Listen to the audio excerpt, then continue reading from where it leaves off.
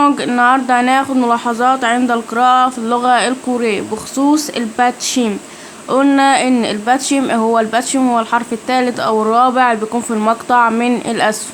في حروف لما بتيجي في هيئة باتشيم بتنطق كما هي، وفي حروف لما بتيجي في هيئة باتشيم النطق بتاعها بيتغير، زي مثلا الج او الك، وعندك ك اللي فيها هوا، وعندك ق قاف.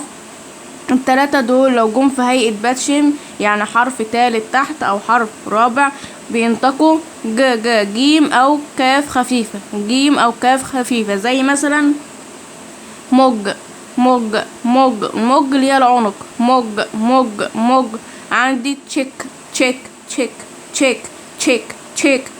كاف خفيفة، تشيك او مج جيم. يبقى تاني عندك قا وعندك كا، يبقى تاني عندك قا وعندك كا وعندك ج او ك تنطق جيم او كاف خفيفة. يبقى تاني عندك قا وعندك ك وعندي ك وعندك ج او ك. لما التلاتة دول بيجوا في هيئة باتشيم يعني حرف تالت في الاسفل او رابع بينطقوا جيم او كاف خفيفة، يبقى تاني عندك ج او ك وعندك كا اللي فيها هوا، وعندك قا. التلاتة دول لو جم في الاسفل على هيئة باتشيم بينطقوا جيم او كاف خفيفة، زي مج نطقتها جيم.